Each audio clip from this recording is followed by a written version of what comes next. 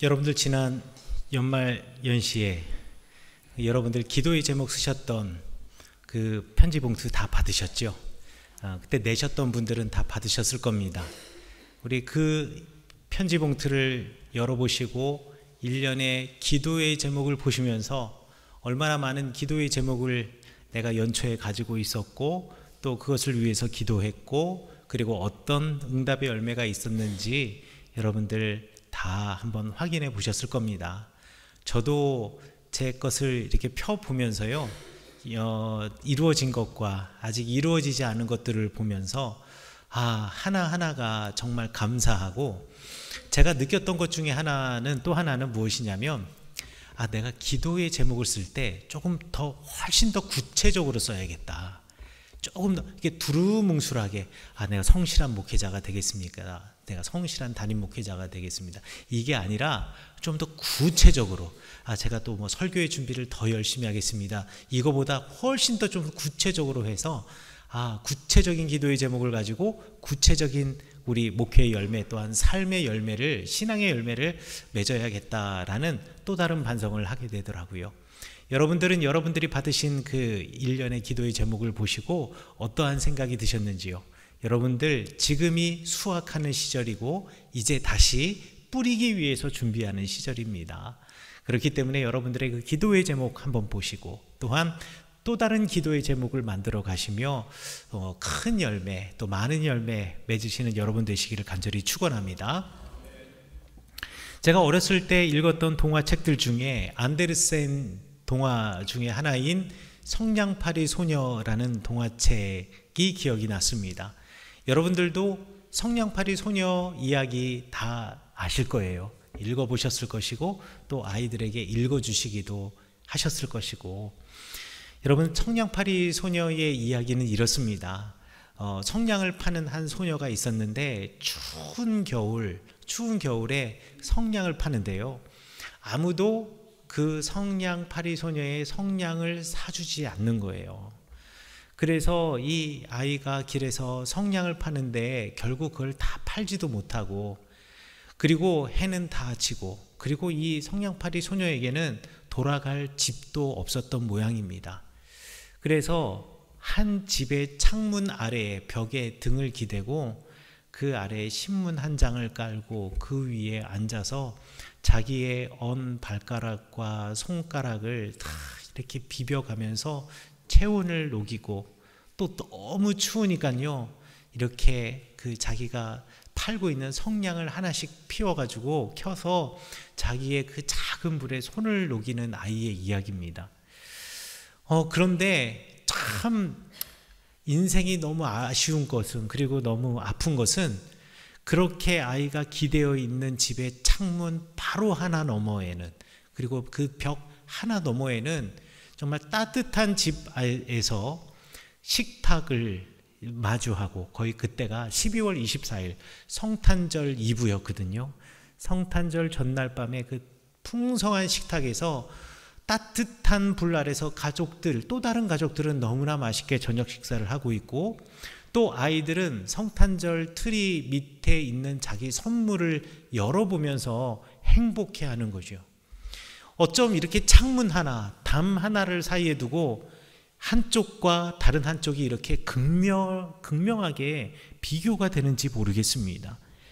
저는 어렸을 때 이 책을 읽으면서, 성냥팔이 소녀를 읽으면서 그냥 어렵게 살아가는 소녀, 그 소녀의 성냥을 사주지 않는 사람들, 이 사람들이 참 인정머리라고는 없고 매정한 사람들이다.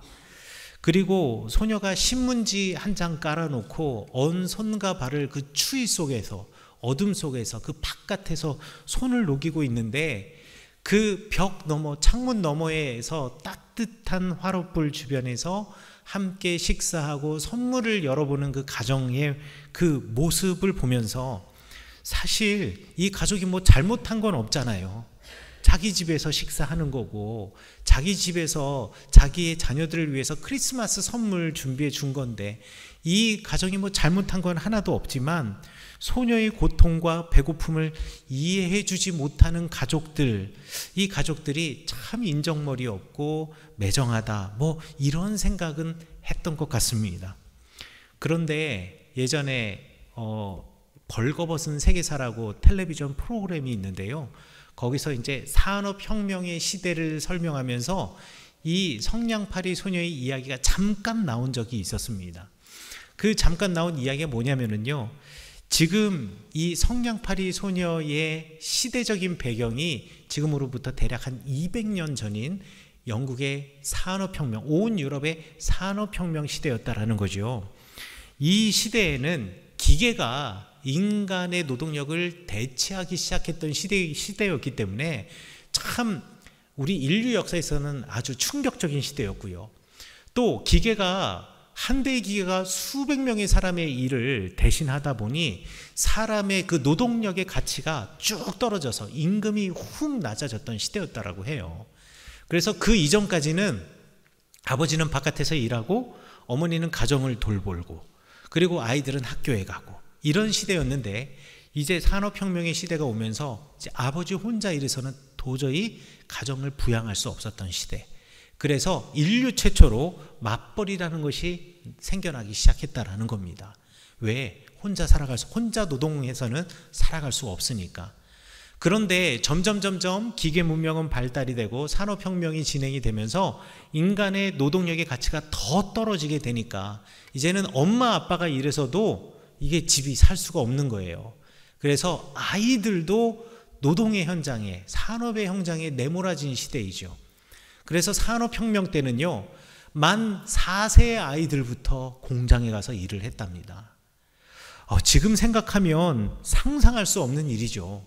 만 4세면은요, 여러분 지금 어린이집에서 정말 티 없이 자라야 하고 교육받아야 할 나이인데, 만 4세의 아이들부터 이렇게 산업의 현장, 노동의 현장에 내몰려서 남자아이들은요 주로 굴뚝 청소, 왜냐하면 굴뚝이 워낙에 조그맣기 때문에 어른들이 청소하기는 힘들고, 그래서 남자아이들은 그 굴뚝에 들어가서 굴뚝 청소를 했고요. 그리고 여자아이들이 주로 하던 일이 바로 성냥 만드는 공장에서 일하던 거였다라고 합니다. 그런데 이 시대에 얼마나 사람들의 그 인간성이라고 하는 것이 참 어떻게 말로 표현할 수 없는 게요, 여러분 이 산업혁명 시대가 되면서 돈을 가지고 있는 공장의 주인들이라든가 어떤 사업장을 갖고 있는 사람은 점점 부유해지고요. 그리고 누구와 함께 누구의 직장에서 일해야 되는 노동자들의 삶은 점점 어려워지고 부익부, 빈익빈, 빈부의 격차가 엄청나게 커져갔고요. 또 시골에서도 산업화에 따라서 일자리가 있는 도시로 모여들다 보니 영국의 런던 같은 경우에도 이런 빈민들이 살아가는 1000명 이상이 집단으로 잠을 자는 그런 구역들이 있었는데, 이런 구역들, 이 빈민가들이 1000명 이상이 모여있는 빈민가들이 4개 이상이 이 영국의 런던이라고 하는 도시 안에 있었다라고 이야기를 하고요. 그리고 돈을 가지고 있는 자본가들은 참 사람들이 어쩜 그럴 수 있는지 모르겠습니다. 그때 당시에 이 사람들이 빈민굴 투어라는 걸 했다고 한답니다. 그래서 돈을 주고 버스나 차를 타고 빈민굴을 이렇게 지나가면서 이렇게 사는 사람들도 있어, 짐승처럼 살아가는 사람들도 있어. 그리고 그 빈민가를 걸어 다니면서 자신들이 지금 이렇게 윤택하고 풍요롭게 살아가고 있는 것을 의스대고 기뻐하는 사람들. 그래서 빈민굴 투어라는 것조차 그런 것이 있었다라는 이야기를 제가 듣고, 한 사람의 인간성이 어떻게 이렇게까지 나락으로 내려갈 수 있을까라는 생각을 해봤습니다. 그런데 이 여자아이들이 주로 성냥 공장에서 일했다고 했잖아요. 그런데 이 성냥 공장, 지금은 이 나무 막대기, 성냥 나무 막대기에 이렇게 동그랗게 빨갛게 되어 있는 게 황입니다. 황인데요. 근데 예전에는 황이 아니라 인을 사용했대요. 그래서 여러분들 이 인 때문에 성냥을 만드는 공장에서 일하는 아이들이 인 중독에 많이 걸렸다고 합니다. 오늘도 여러분들 그 텔레비전을 보면 이스라엘과 하마스의 전쟁에서 뭐 백린탄이라는 것을 썼느니 안 썼느니 뭐 이렇게 논쟁이 많은데요. 백린탄이라는 게 하얀색 인, 백린이라는 겁니다. 그 백린탄이 오늘날에도 전쟁에서 금지된 무기로 사용될 아주 유해한 물질인데, 아니 지금으로부터 200년 전에 4살짜리 여자아이들이 성냥 공장에서 그 인을 만지면서 성냥을 만들었다고 생각해 보십시오. 그래서 인에 중독된 아이들은요, 이 턱 아래쪽이 괴사가 돼서 여기가 허물어지고, 그래서 얼굴이 뒤틀리고, 그 다음에 인에 중독이 돼서 마치 마약에 중독된 것처럼 환각 현상이 생겨나고, 그래서 건강이 무너져서 유아 사망률들이 너무너무 높아졌던 시대가 산업혁명의 시대였다라고 해요. 그러니 이 성냥팔이 소녀가 자신의 언 몸을 녹이기 위해서 이 성냥불을 켜면서 이야기를 보면, 성냥불을 맨 처음에 하나 켰거든요. 성냥불 하나 딱 켜니까 난로가 나타나는 거예요. 따뜻한 난로. 그래서 그 따뜻한 난로에 이렇게 손을 쬐려고, 불을 쬐려고 하는데 성냥불이 그냥 금방 꺼져버리잖아요. 그러니까 다시 또 성냥불을 켜요.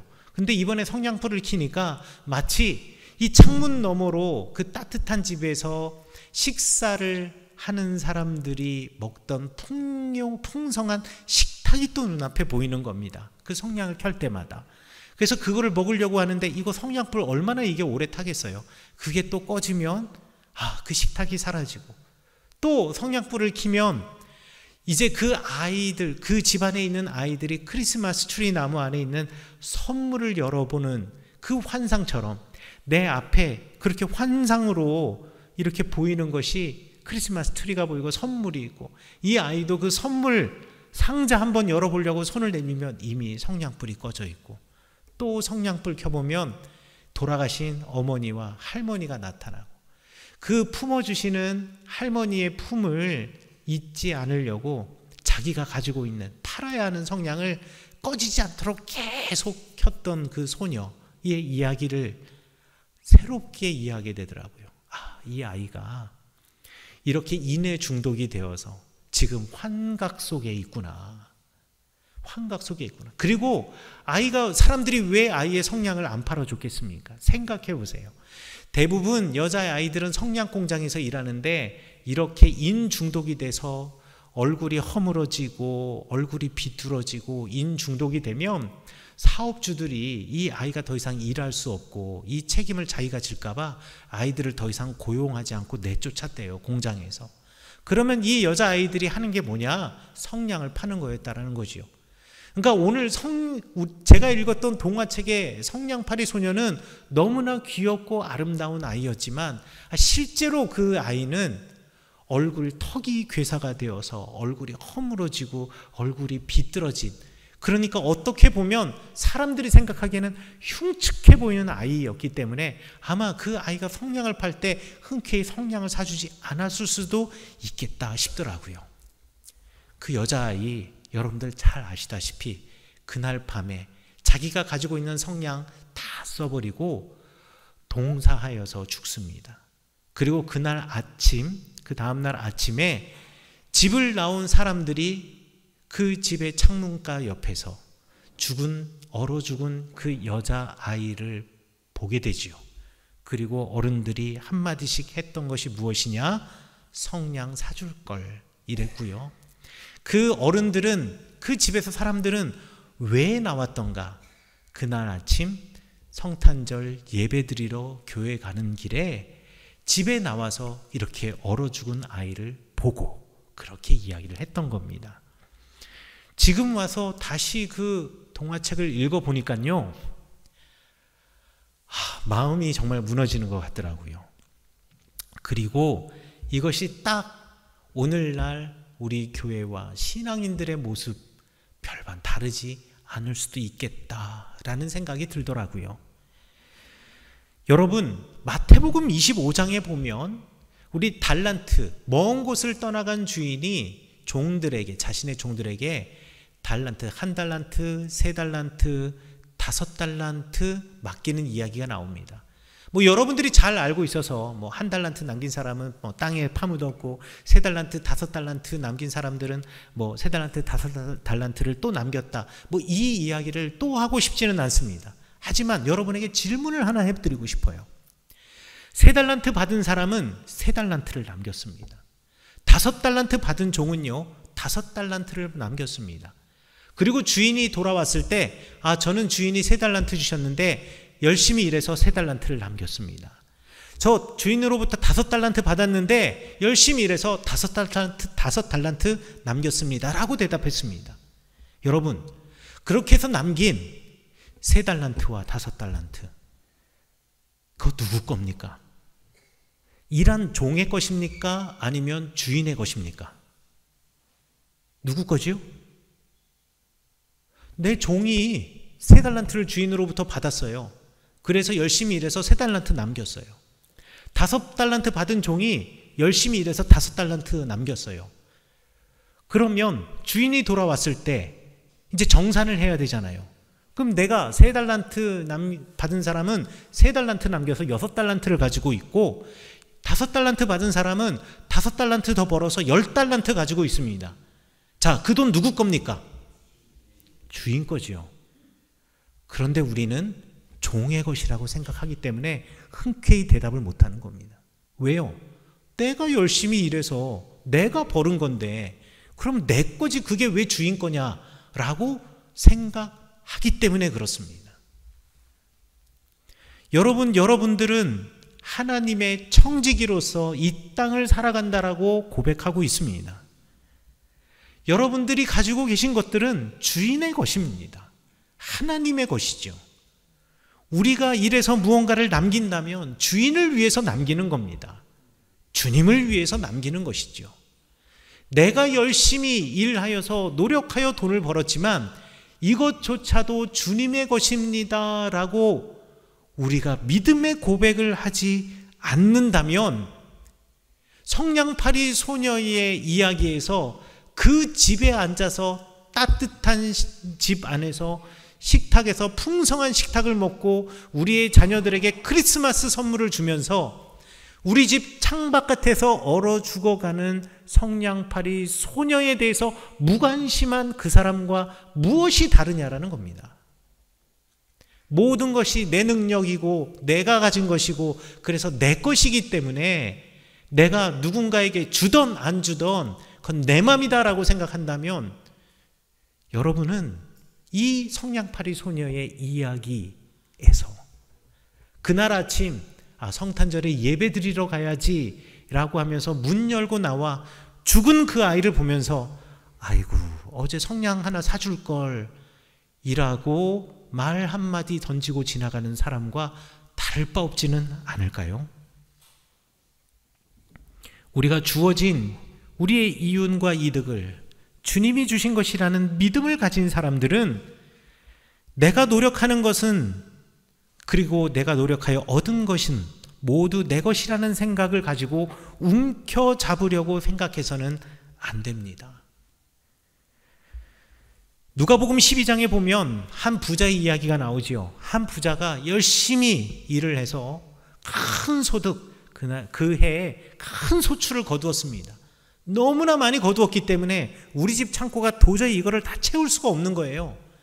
그래서 우리 집에 있는 작은 창고를 허물고 더 큰 창고를 짓자. 그래서 더 큰 창고를 짓고요, 거기에다가 올해의 수확물을 전부 다 잘 쌓아두었습니다. 그리고 이렇게 말하죠. 야, 이렇게 많이 쌓아두었으니 이제 편안히 쉬고 먹고 마시고 즐거워하자. 이 말에 다른 사람 아무도 없습니다. 오로지 나에게만 집중되어 있는 말이죠. 그때 예수님께서 비유로 이 말씀을 하실 때 하나님께서 이렇게 말씀하신다라고 하셨습니다. 어떻게 말씀하시냐?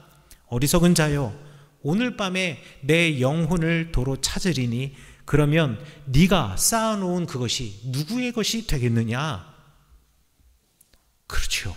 우리 주님은 한순간에 우리에게 주시는 분이기도 하시지만 거두어 가시는 분이기도 하시다라는 것입니다. 내가 하나님의 부름을 받은 종이라는 믿음을 가지고 있고 내가 가진 모든 것이 주님의 것이라는 그 믿음, 이런 믿음을 가진 사람들은 소유를 쌓아놓는 것에 만족하는 것이 아니라, 그리고 내가 얻은 소유를 그냥 쌓아놓는 것을 인생의 목적으로 삼는 것이 아니라 주님의 마음을 가지고 나누는 것, 이것까지 우리의 마음이 열려져야 한다라는 것입니다. 왜요? 그것이 하나님의 마음이니까. 그러나 내가 소유한 것들을 내 것이라고 여기는 사람들은 이거 내 노력만으로 이루어진 것이라고 생각하고 자기 손에 있는 것을 놓지 않고 악착같이 붙잡고 있습니다. 그러다가 누구에게 무언가 하나라도 줄 때가 된다면 너무 아까워하고요. 또 주고 나서도 그렇게 생색을 내요. 왜? 내 거를 줬으니까.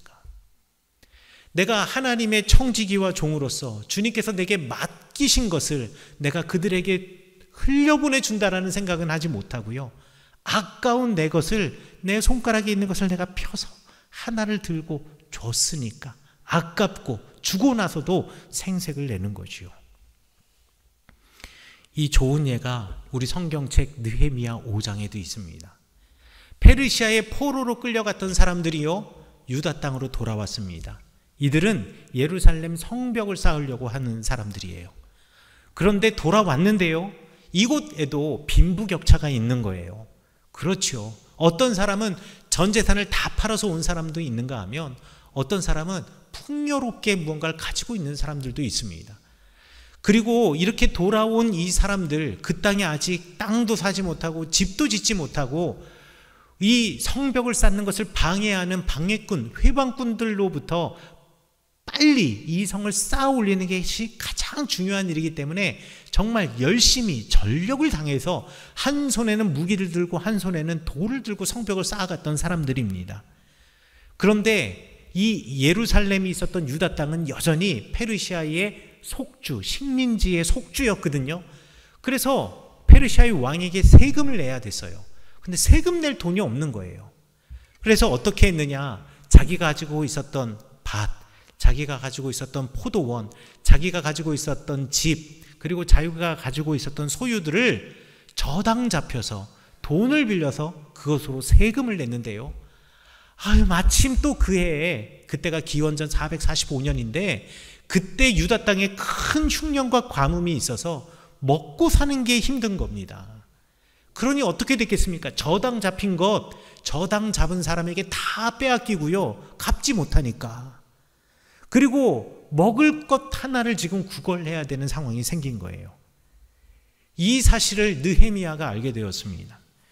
그리고 형제인 유다의 사람들, 지금 성벽을 쌓는 사람들에게 저당 잡아놓고 고금리의 이자를, 그리고 그들을 돕기보다는 그들의 어려움을 내가 재산 증식의 수단으로 삼아서 땅과 포도원과 집을 가로챈 사람들, 이 사람들을 불러놓고 이렇게 이야기를 하지요. 우리는 이방인의 손에 팔린 우리의 형제 유다 사람들을 우리의 힘을 다해서 도로 찾아왔는데, 그런데 우리 형제들이 이렇게 팔리도록 하다니 이게 말이 되느냐? 어떻게 너희들이 고금리의 이자를 붙여서 그들에게 돈을 주고, 돈을 빌려주고 그것을 갚지 못했다고 해서 그들의 땅과 포도원과 집을 빼앗을 수 있느냐? 느헤미야는요, 성경에 있는 율법의 말씀을 생각하며 율법을 기억하며 이렇게 말했던 거예요. 성경에는 어려운 이웃을 도우라는, 우리의 형제를 도우라는 거룩한 명령이 있습니다. 오늘 성경 본문의 말씀입니다. 레위기 23장 22절에서는 뭐라고 이야기하십니까? 추수할 때 밭의 모퉁이를 다 수확하지 말고 수확하고 내가 옮기는 도중에 떨어진 이삭을 다시 줍지 말라라고 이야기를 합니다. 왜 이런 명령을 하나님께서 하셨을까요? 그것이 어려운 이웃들의 몫이기 때문에 그렇습니다.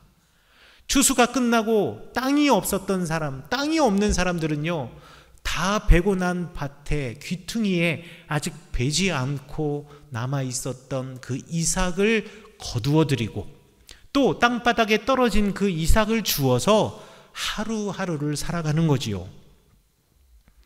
하나님이 주신 이 땅의 노력의 산물인 이 바로 곡식들이, 이 재산들이, 이 물질들이 나만의 것이 아니라는 것을 하나님께서는 이 율법을 통해서 알려주시는 것입니다.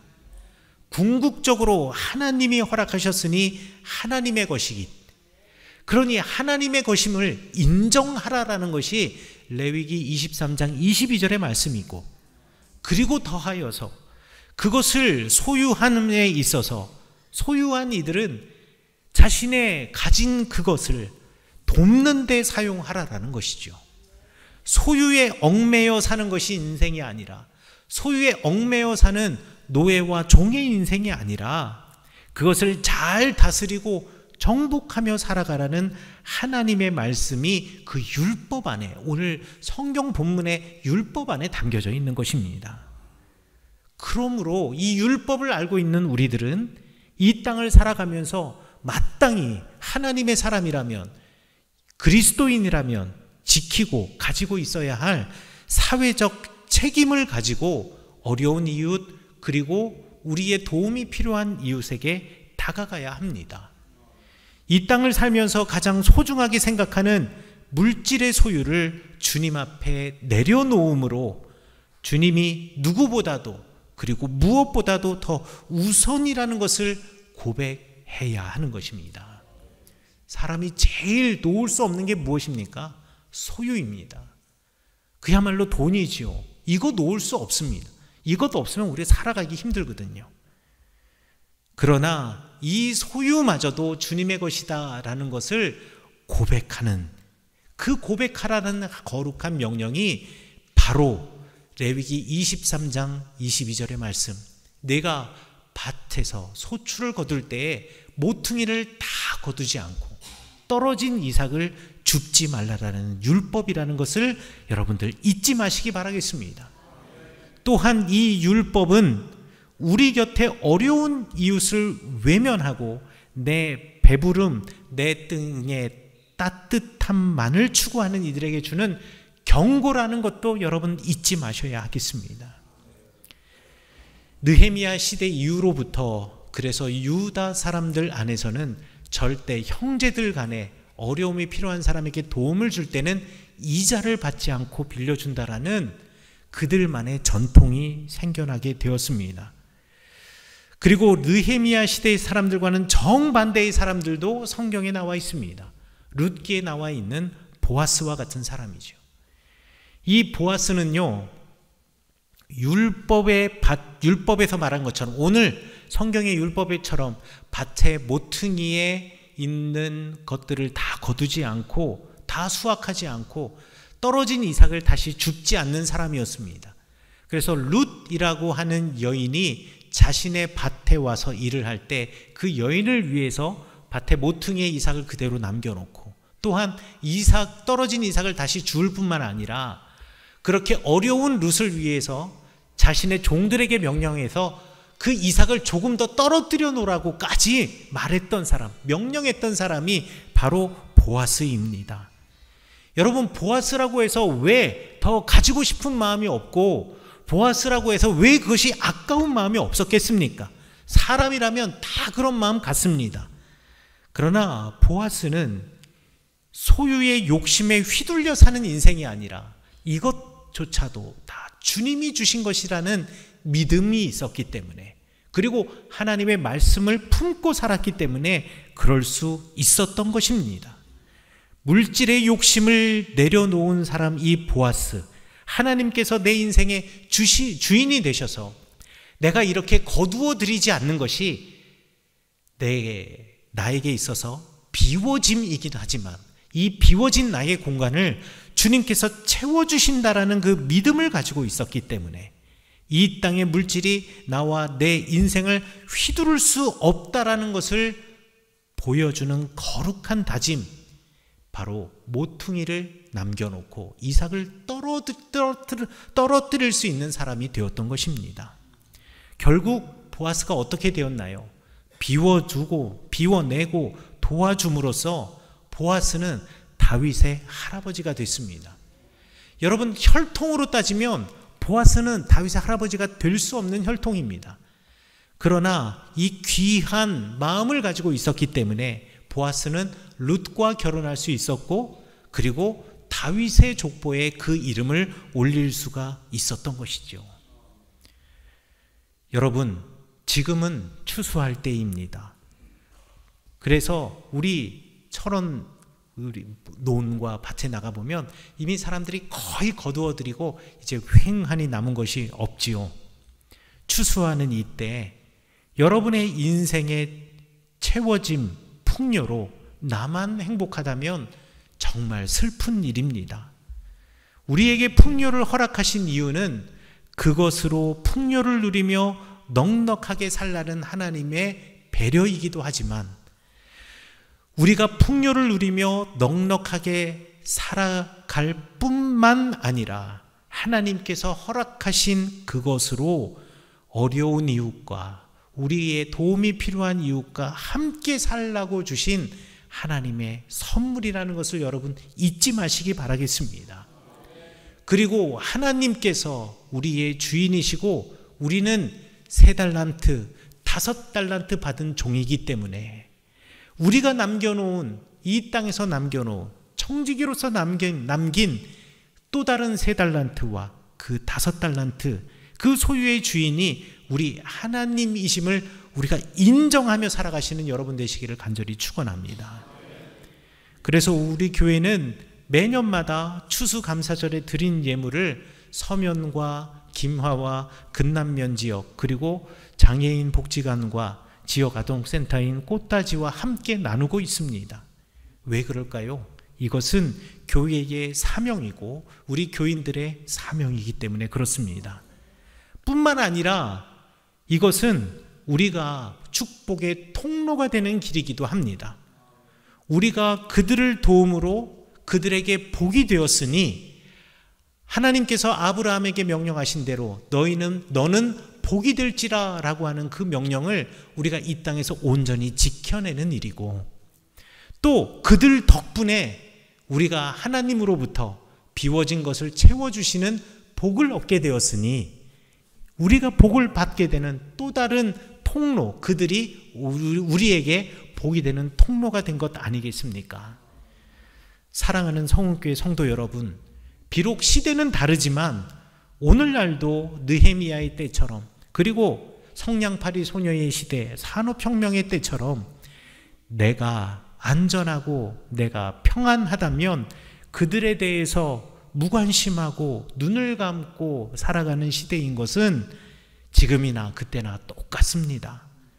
그러나 다름이 있다면 우리는 예수 그리스도 십자가의 복음을 가지고 있고 예수 그리스도 내어줌의 복음을 가지고 있기 때문에, 그것을 알고 있기 때문에 우리는 그들과 다른 삶을 살아야 하겠습니다. 거룩한 나눔을 몸소 실천하는 나와 우리 교회가 되어야 하겠습니다. 이 거룩한 나눔을 이 땅에서 이루어내면서 바라기는 여러분들 보아스처럼 여러분과 여러분의 자녀들이 하나님의 선택과 부름을 받아 쓰임을 받으시는 큰 사람 되시기를 간절히 축원합니다. 이 나눔을 통하여서 보아스의 가정에서 다윗 태어나고 다윗의 왕가가 그 다윗의 하나님의 나라를 통치하는 가문이 되었던 것처럼 여러분들의 나누어 주심으로 여러분뿐만 아니라 여러분의 자녀가 함께 칭찬받고 기억되는 큰 사람, 믿음의 가문, 큰 가문이 되시기를 간절히 축원합니다.